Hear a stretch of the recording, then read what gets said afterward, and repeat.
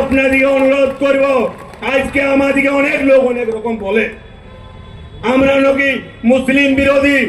বলে আমার প্রধানমন্ত্রী বলেছে সবকা সাথ, সবকা বিকাশ, সবকা বিশ্বাস। আজ আমরা বলেছিলাম যে একটা ইমামকে আপনি 2000 টাকা ভাতা দিচ্ছেন, বাকি 200 ঘর মুসলমানের কি হবে? যে মুসলমানটা কলা বিকে তার কি হবে? যে মুসলমান ভাইটা ঠেলা চালায় তার কি হবে? যে মুসলমান ভাইটা ছাতা সারে তার কি হবে? যে মুসলমান ভাইটা জারক বিকে তার কি হবে? তার কি হবে? জবাব তো তোমাকে দিতে হবে। এমন এমন মুসলমান বন্ধু আছে যে তারা বউ ছেলের মুখ দেখতে পায় নাই। যদি বলেন কেন?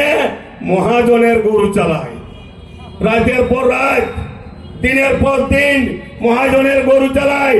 কাশীপুর বট্টার হাট থেকে কাশীপুর হাট, কাশীপুর হাট থেকে লালগঞ্জের হাট, লালগঞ্জের হাট থেকে সাঁইতিয়ার হাট, সাঁইতিয়ার হাট থেকে রামপুর হাট, রাতের পর রাত, দিনের পর দিন গরু চালান যায়।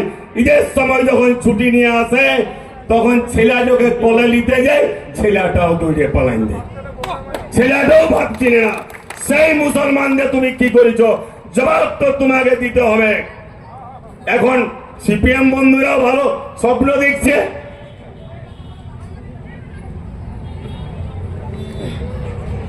এখন সিপিএম গুলা সুন্দর সুন্দর স্বপ্ন দেখছে, ঝুলি খাইয়ে শুয়ে লাখ টাকার স্বপ্ন।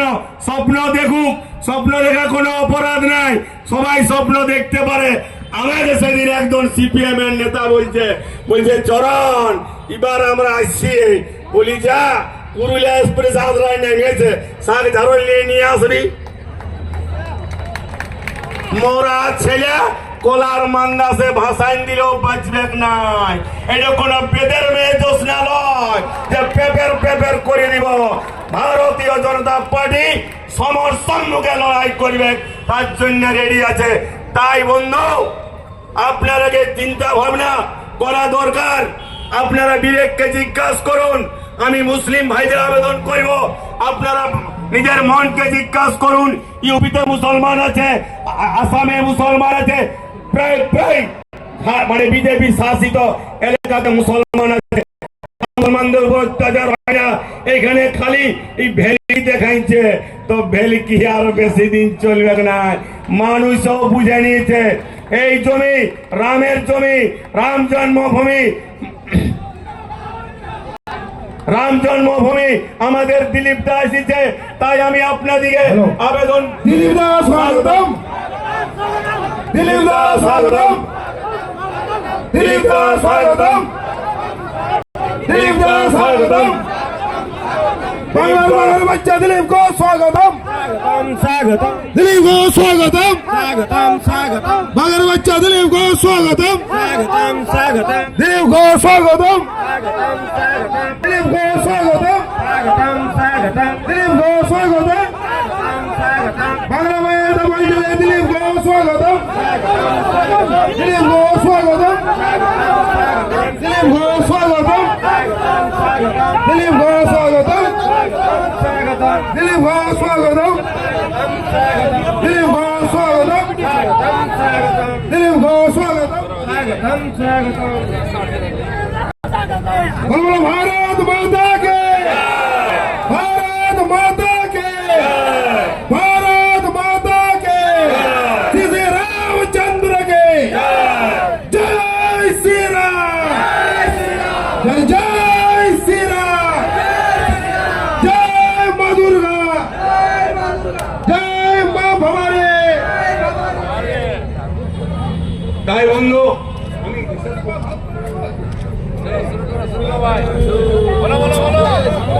সামনেটা ছাড়ুন, সামনেটা।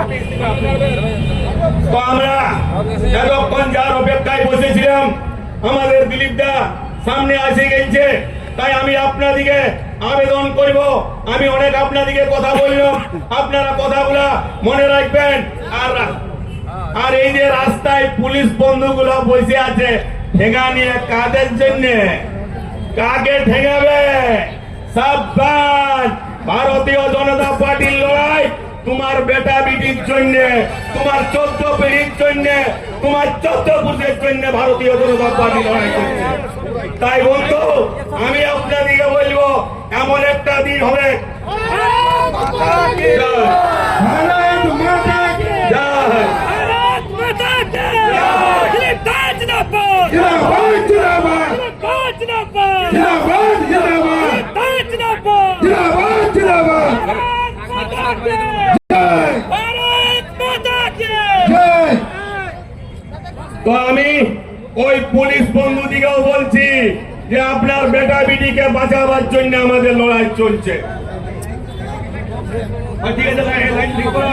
এই ভাই, মাইকগুলো ঠিক করে বক্তব্যগুলো ভাই। তো আজকে আমরা দেখুন পরিস্থিতি এতই ভিড় ভড়ক্কা হয়ে গেছে, তাই আমি আপনাদিকে একটা কথা মনে মনে মানে সংকল্প নিয়ে যান।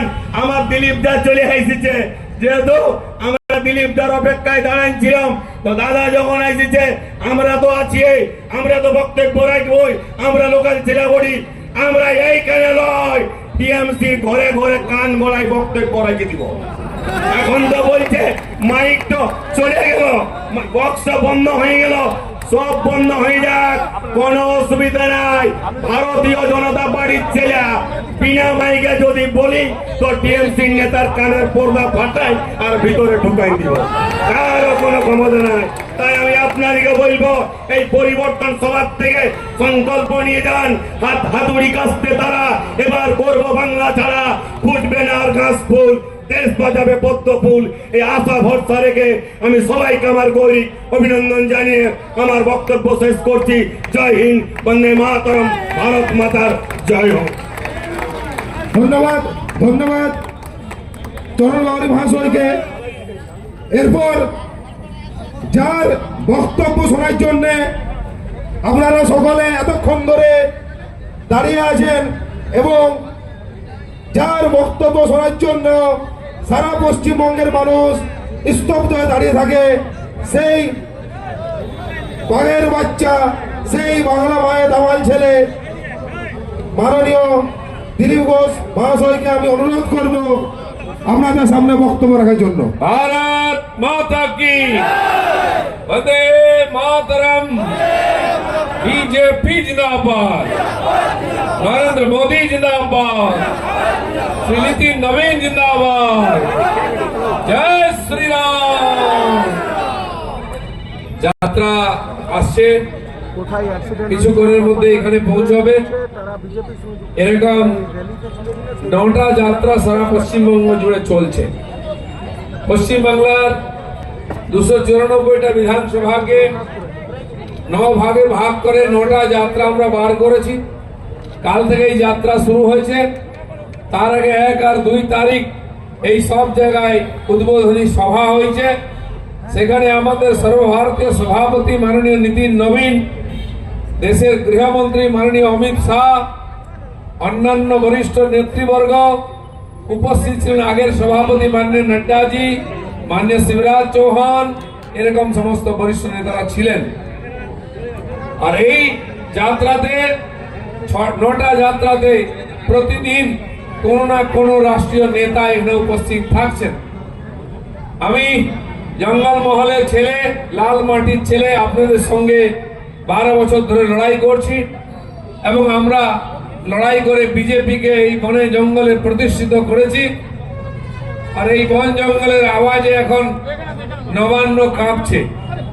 দিদিমণির ঘুম ছুটেছে। কলকাতায় ক্ষমতা ধরে রাখার জন্য দিল্লি পর্যন্ত দৌড়াদৌড়ি করছে।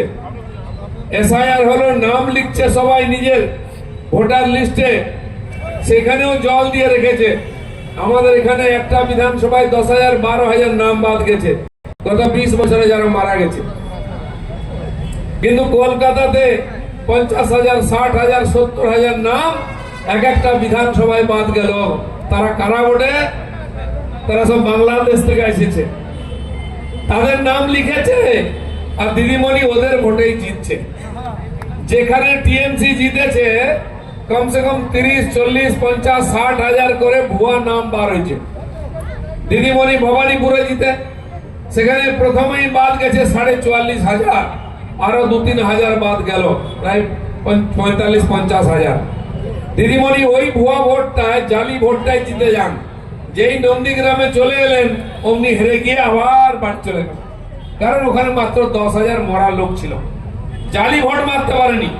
তার ভাই আছে একজন খুব প্রিয় কলকাতার মেয়র ববি হাকিম, তার এলাকায় 66,000 নাম বাদ গেল ফর্ম ফিল আপেই, আরো 1010 যাবে। তো এই যে ভুয়ো ভোট, যারা ভুতুড়ে ভোটার ভূত, এরা এসে ভোটের সময় টিএমসি কে ভোট দেয়, তাই দিদিমণি জিতে। এখানে ভূত নাই, তাই এখানে বিজেপি জিতে। তো এবারে ভূত তাড়ানোর রাস্তা বার হয়েছে। নির্বাচন কমিশন ওঝার মতো ঝাড়ে ঝাড়ে সমস্ত ভূত তাড়া করে বার করছে। আর ভোটার লিস্টটা ধরে না যেমন গামছা নিংড়ায় নিংড়াচ্ছে, আর দিদিমণির চোখ থেকে টস টস করে জল পড়ছে। কান্না কাটি, চিৎকার, গালাগালি। তাও 65 লাখের বেশি নাম বাদ গেছে। আরো 50 লাখ লোক যারা বাংলাদেশি মুসলমান, তাদের নাম লিস্টে আছে এখনো। তাদের ডেকেছিল নির্বাচন কমিশন, ওরা যায় নাই, কাগজ নাই তো দেখাবেটা কি?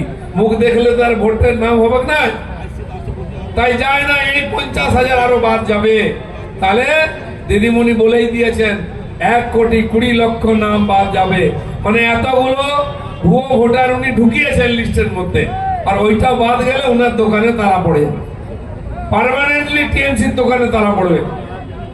গত নির্বাচনে পুরুলিয়ার মানুষ বিজেপিকে বিশ্বাস করেছিল, নরেন্দ্র মোদীজিকে বিশ্বাস করেছিল, লোকসভায় ভোট দিয়েছে, দুবার এমপি জিতিয়েছেন আপনারা, বিধানসভা জিতিয়েছেন।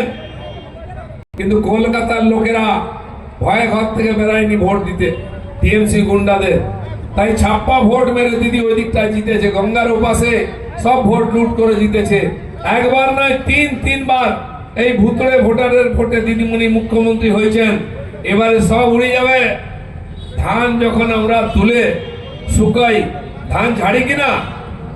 ছোটবেলায় আমি দেখতাম কুলা দিয়ে ঝাড়তো। কি দিয়ে ঝাড়ে? কুলা দিয়ে ঝাড়ে। কি হয় তাইলে? যত আগড়া থাকে সব উড়ে যায়। নির্বাচন কমিশন এখন দমে কুলা মারছে, খালি আগড়া উড়ে উড়ে যায়। 1 কোটির বেশি আগড়া উড়ে গেলে দিদিমণির ধান বলে কিছু নেই, পুরাই আগড়া। আর বিজেপির পুরোটাই ধান। সেইখান থেকে আমরা জিতেছি। আগড়া চলে গেলে বাংলায় আর টিএমসি থাকবে না। টিএমসি মানেই আগড়া। হাওয়া দাও আর উড়াও, ফাঁকা করো, নাহলে সব লুটে খাবে। প্রধানমন্ত্রী মোদীজি আমাদের জন্য দিল্লি থেকে জঙ্গলমহলের গরিব মানুষের জন্য ঘর বানাবার টাকা দিচ্ছে, শৌচালয় বানাবার টাকা দিচ্ছে, ঘরেতে গ্যাস দেওয়ার জন্য টাকা দিচ্ছে, ঘরের সামনে খাওয়ার জলের পাইপ দিবে বলে টাকা দিচ্ছে, বাচ্চারা দুপুরবেলা গিয়ে মিড ডে মিল খাবে বলে টাকা দিচ্ছে, বয়স্কদের চিকিৎসার জন্য টাকা দিচ্ছে। সে টাকা যাচ্ছে কোথায়? আজ আমি পুরুলিয়ার গ্রামের ভিতর দিয়ে আসছি, ঘোড়া থেকে। কোন গ্রামে একটা নতুন বাড়ি দেখলাম না। হিসাব মতো 39 লক্ষ বাড়ির পয়সা দিয়েছে 39 লক্ষ লোকের নামে। এক একটা গ্রামেতে, এক একটা বুথেতে 60, 70, 80, 90টা করে নতুন ঘর হওয়ার কথা। দেখেছেন কোথাও? পাশেই চলে যান ঝাড়খণ্ডে গ্রামের দিকে, সেখানে দেখবেন প্রত্যেক 4টে পুরনো বাড়ির পরে একটা নতুন বাড়ি। কি? আবাস যোজনার বাড়ি। সবার বাড়ির সামনে নতুন পায়খানা ঘর, শৌচালয় হয়েছে। এখানে কোথাও গ্রামে দেখলাম না। প্রায় 2 কোটি লোকের নামে শৌচালয়ের জন্য 10-10 হাজার টাকা এসেছে। গেল কোথায়? 5 বছর ধরে মোদীজি আমরা যাতে বাড়িতে বসে খেতে পারি চাল ডাল আটা পাঠাচ্ছে। 5 বছর হয়ে গেল। আমি জানি জঙ্গলমহলে বহু লোক 5 কিলো চাল পায় না, 2 কিলো, 3 কিলো, 4 কিলো পায়। আপনারা কেউ ডাল পেয়েছেন? প্রত্যেকের জন্য প্রত্যেক মাসে 1 কিলো ডাল। আপনার বাড়ি যদি 6 জন লোক থাকে, 6 কিলো ডাল আপনি মাসে পাবেন, ছোট হোক আর বড়ই হোক। 6 কিলো ডাল মানে 150 টাকা করে হলে 900 টাকা মাসে। তো একটা বাড়ি যদি 900 টাকা মারে, তাহলে 5 বছরে এই কোটি কোটি লোকের জন্য কত 100 কোটি টাকা ঝেড়েছে। খাদ্যমন্ত্রী খেয়ে 2 বছর জেল খেটে, চাকরি চুরি করে শিক্ষামন্ত্রী পার্থবাবু 2 বছর জেল খেটে এলো। এখন জেল যাওয়ার প্রতিযোগিতা চলছে। গরিব মানুষের টাকা খেয়ে, বাড়ির টাকা, শৌচালয়ের টাকা, গ্যাসের টাকা, জলের টাকা, রাস্তার টাকা, সব টাকা লুট হচ্ছে। তারপরে ছেলে মেয়েরা পড়াশোনা করলো, বাপের জমি বিক্রি করে টাকা দিল কিনা চাকরি পাবে মাস্টারের, সে চাকরিতে বিক্রি হয়ে গেল চাকরি, পরীক্ষা দিয়ে হয় নাই, যে ভালো পড়েছে তারও মনে ভয় কি জানি হবে কিনা, নেতা বলছে 10 লাখ টাকা, বাপের জমি মায়ের গয়না বিক্রি করে টাকা দিল, সে চাকরি নাই, রাস্তায় মোড়ে ধর্ণা দেয়, কেস হয়ে গেল, চাকরিও চুরি হয়ে যাচ্ছে, বাচ্চাদের দুপুরে মিড ডে মিলের ডিমটা আলুটা চুরি হয়ে যাচ্ছে, খিচুড়িতে খালি চাল আর ডাল ঘ্যাঁট খাওয়াচ্ছে। আপনার বাড়ির সামনে যাতে শুদ্ধ পানীয় জল আসে, 7 বছর আগে মোদী 7,000 কোটি টাকা দিয়েছেন, 7,000 কোটি গেল কোথায়? ব্যাংকে রেখে টিএমসির নেতারা সুদ খাচ্ছে, নালে বাড়ি বানিয়ে দিয়েছে 4 তলা, সে টাকা হলো না, বাড়ির সামনে জল এলো না, ইলেকশন এলে বাড়ির সামনে গর্ত খুঁড়ে দেয় নালা, কি ব্যাপার? জল আসবে, এক ইলেকশনে পাইপ চাপা দিল, পরে ইলেকশনে পাইপে টুটি লাগালো, জল আর আসেনি। আমি একটা গ্রামে গেছিলাম গত ইলেকশনের প্রচারে, গিয়ে দেখি কল লেগে আছে, আমি বলে হ্যাঁ গো তোমাদের গ্রামে তো জল এসেছে, বলে বাবু জল নাই কল এসেছে, বলে কিরকম?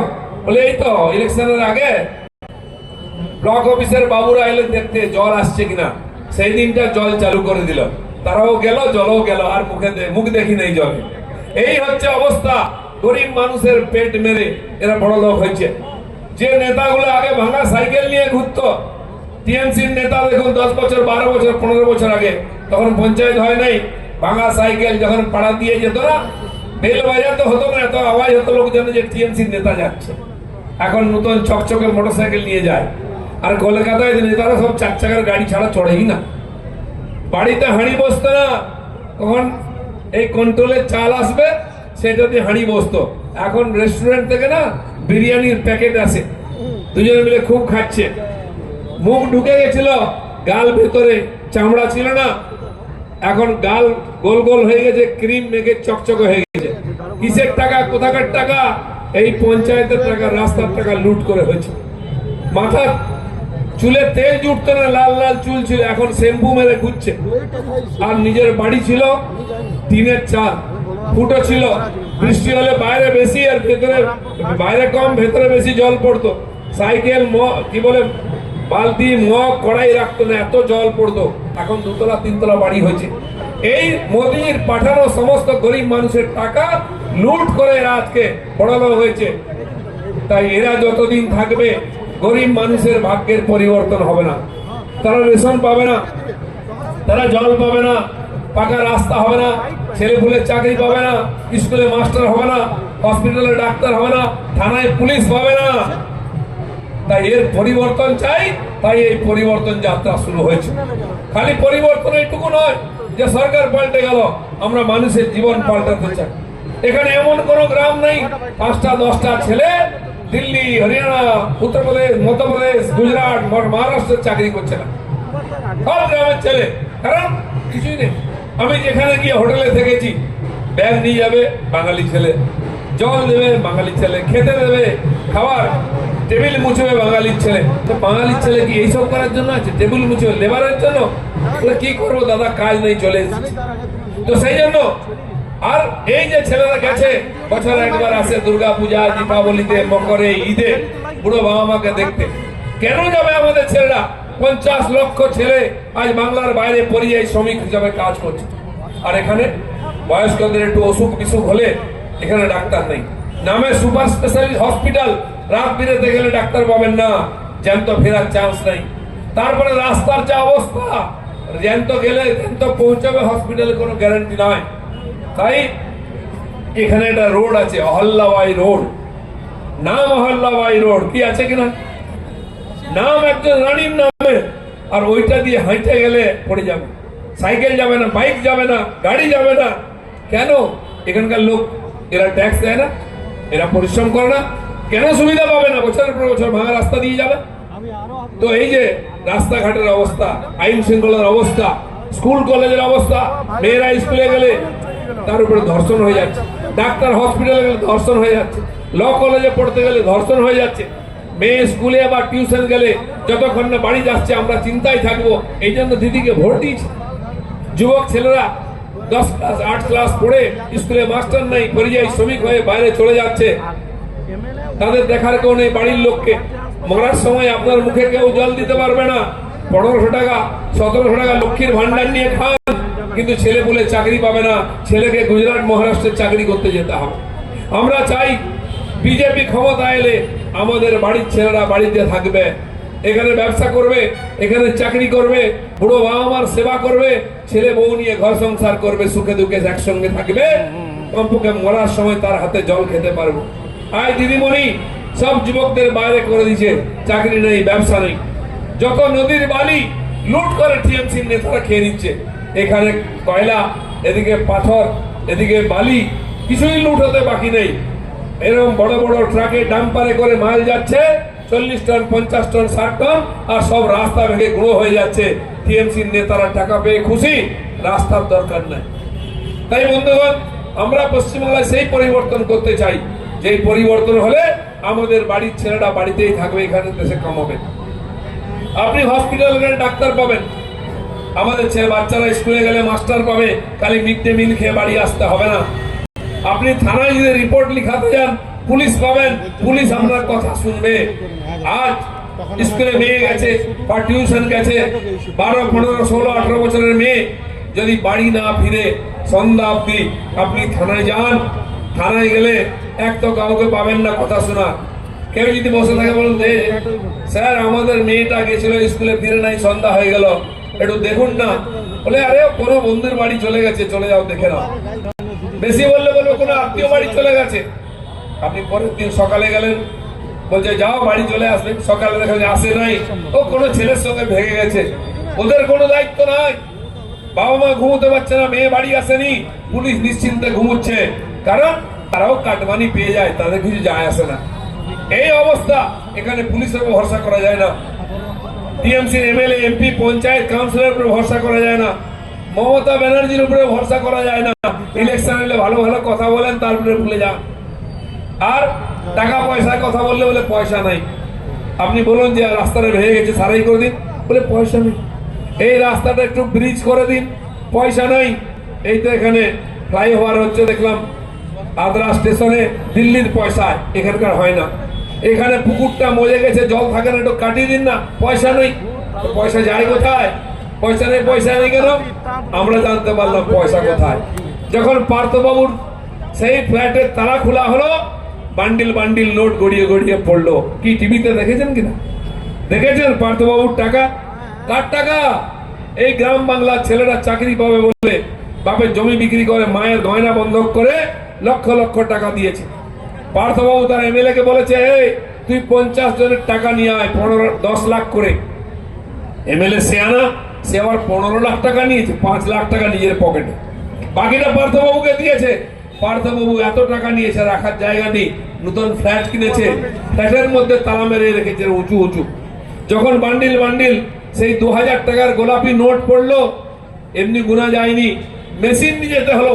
2 দিন ধরে অফিসাররা সেই নোট গুনলো, বড় বড় বাক্স আনা হলো কালো কালো, তার মধ্যে বান্ডিল রাখা হলো, সেটা ট্রাকে তুলে তারপরে নিয়ে গেল। এত টাকা, এত টাকা আমরা কোনদিন বাপের জন্মে দেখি নাই। কোটি কোটি টাকা, 200 কোটি 300 কোটি। আর দিদিমণি বলছেন টাকা নাই, টাকা নাই। তোমার ভাইরা সব টাকা জেড়ে ফাঁক করে দিচ্ছে, টাকা পাবে কোথায় তুমি? বালির টাকা গেল, পাথরের টাকা গেল, কয়লার টাকা গেল, সরকার পাবে কোথায়? তাই বন্ধুগণ, এই সরকার যতদিন থাকবে আমাদের কপালের কষ্ট যাবে না।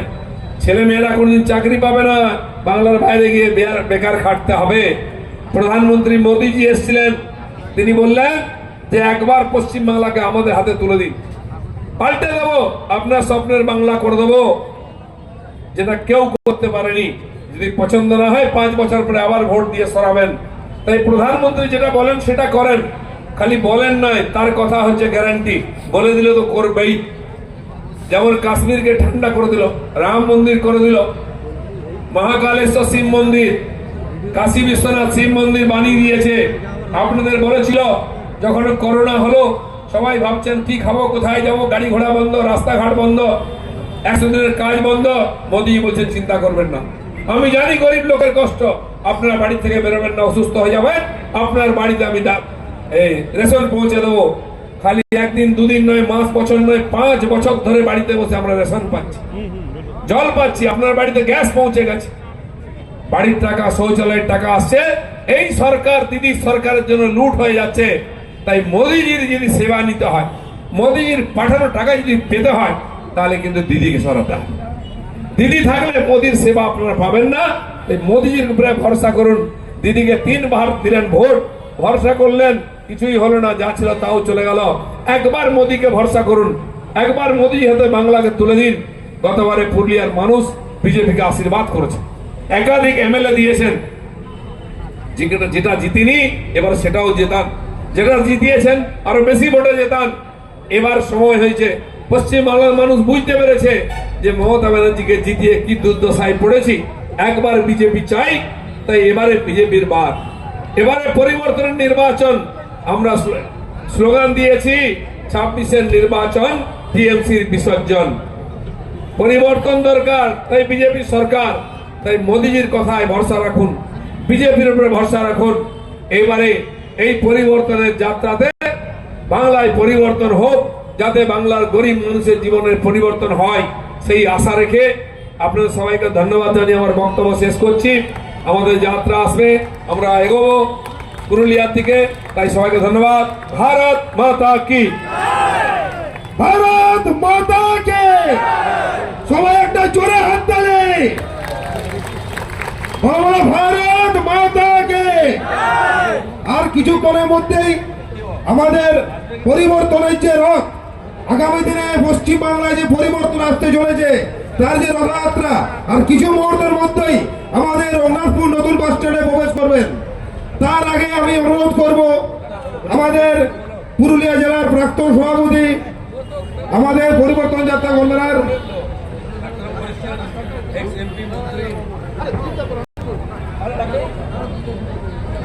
আমি অনুরোধ করব আমাদের বাঁকুড়া লোকসভার প্রাক্তন এমপি এবং আমাদের এমওএস স্টেটের মাননীয় শ্রী সুভাষ সরকার মহাশয়কে আপনাদের সকলের সামনে তার বক্তব্য রাখার জন্য।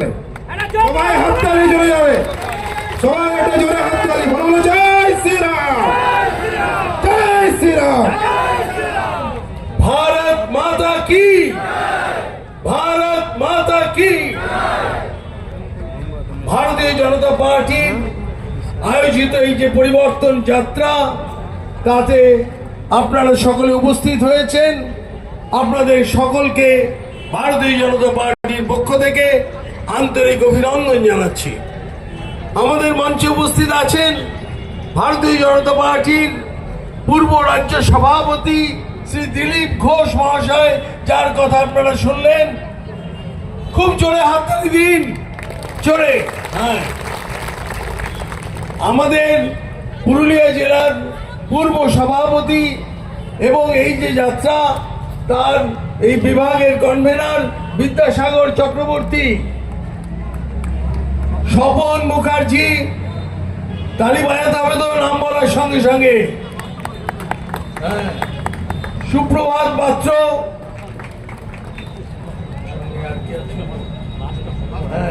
দীপক দাস আর সমস্ত কার্যকর্তাদের জন্য একবার জোরদার তালি বাজে। সারা পশ্চিমবঙ্গে যেভাবে এই 15 বছর ধরে একটা জঙ্গল রাজ চলছে, সমস্ত স্তরে অন্যায় হচ্ছে, এখানে কোনো আইনের শাসন নেই। আমরা ভুলিনি সেই দিনগুলোর কথা। এখান থেকে কয়েক মাইল দূরে দুলাল কুমারের হত্যা হয়েছিল। ভারতীয় জনতা পার্টির প্রায় 100 জন কার্যকর্তা তারা শহীদ হয়েছে আপনার আমার অধিকার আদায়ের জন্য। তাদের সকলকে শ্রদ্ধাঞ্জলি দিয়ে